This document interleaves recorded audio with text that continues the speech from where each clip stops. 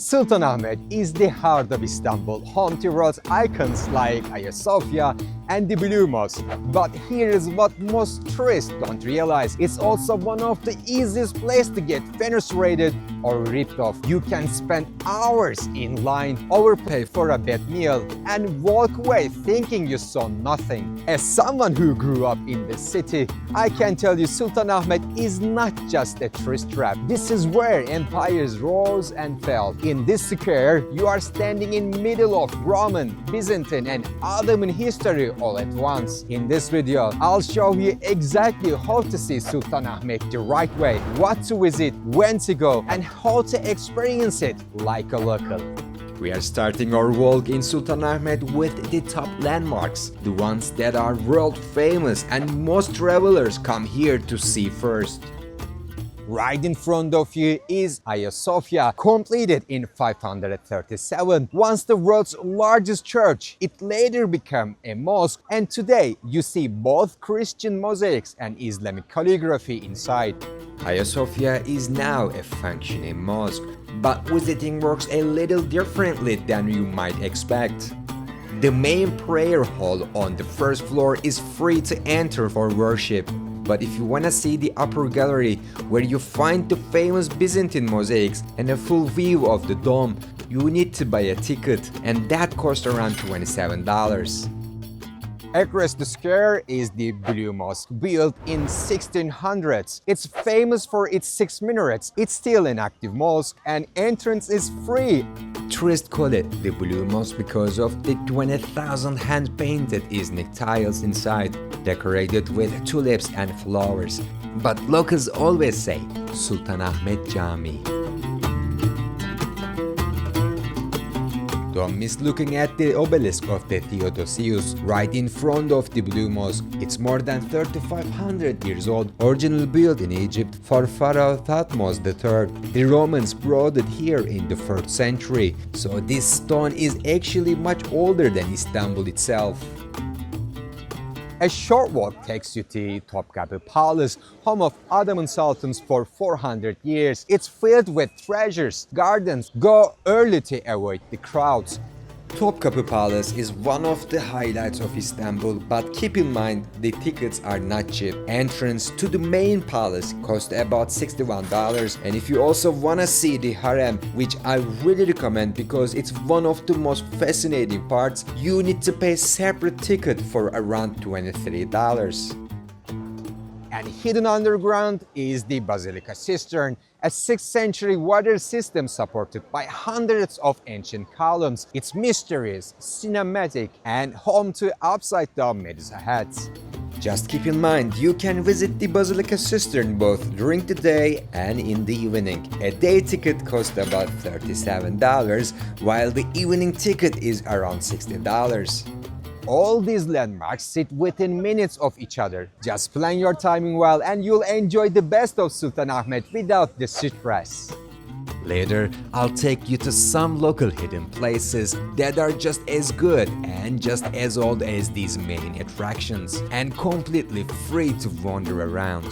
Eating in Sultanahmet is a mix of touristy restaurants and some hidden gems just a short walk away. You just need to take a 10-minute stroll from here to Eminönü to find even more options.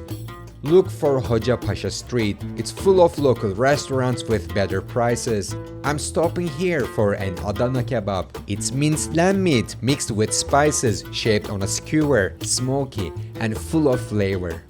Here in that street, you'll find many restaurants. They're really good. I recommend each if you want to eat. But here today, I'm gonna have one in here, Kebapçı Özcan Usta. I'm gonna have one of my favorite kebabs, which is Adana. I really recommend this one. There are tens of kebab kinds in Turkey. Not only one kebab we have. I mean, this is one of those. I really recommend this one. And also they bring you pide, which is bread. Don't get it wrong, the beans and the rice, this is not included. I ordered them extra because they're really Turkish and I love them. I'm gonna dive in and finish my food. I'm gonna go for dessert next. I paid 440 liras for this plate, which is about $11. Everything is included, the meat, the salad and the bread.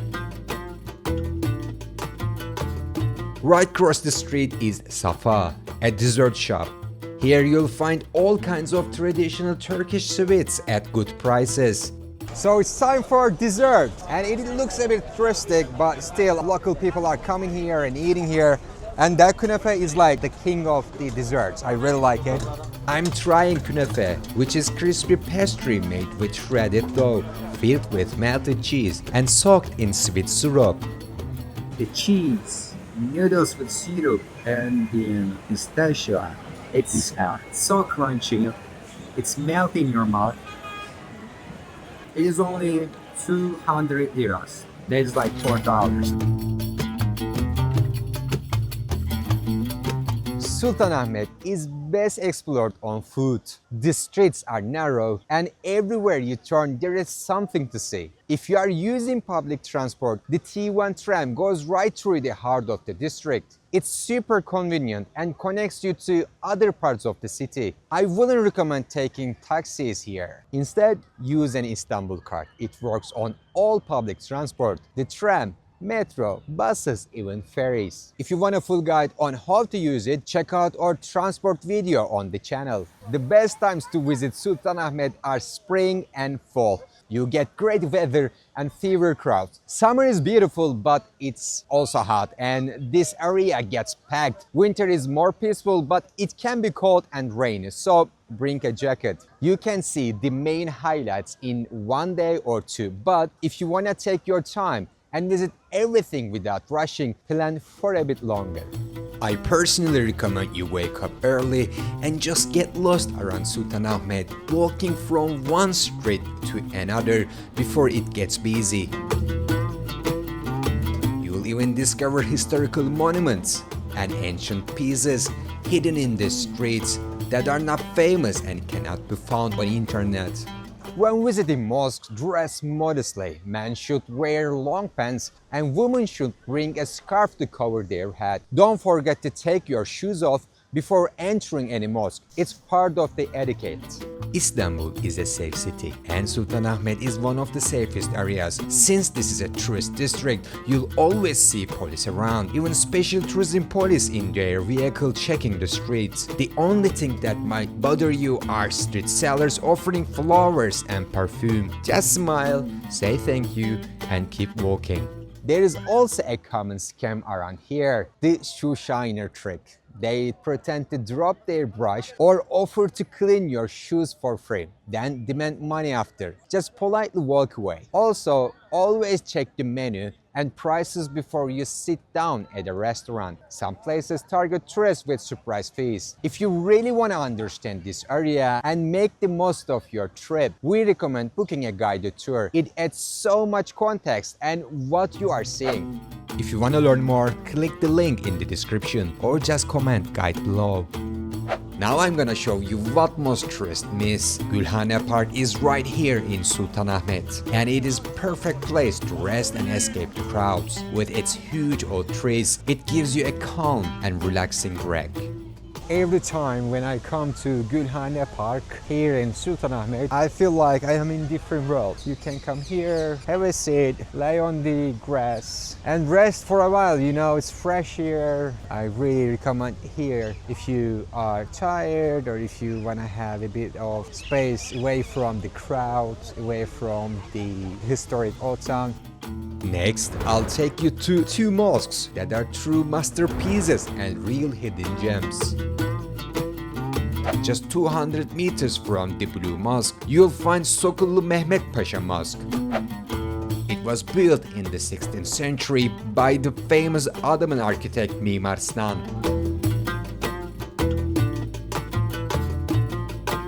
Inside, you'll see stunning Iznik tiles, even a piece of the black stone from Mecca, which makes it very special.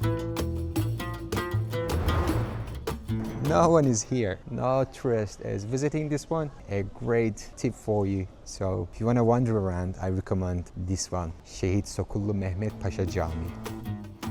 100 meters downhill from here is the small Hagia Sophia. It is the same age as the big one, but much quieter. also called Küçük Hagia Sophia. It was built in the 6th century by Emperor Justinian around the same time as the Great Hagia Sophia, and served as a model for it. Originally, it was the church of Saint Sergius and Bacchus, dedicated to two Roman soldiers who were later honored as saints. When the Ottomans took over, it was converted into a mosque.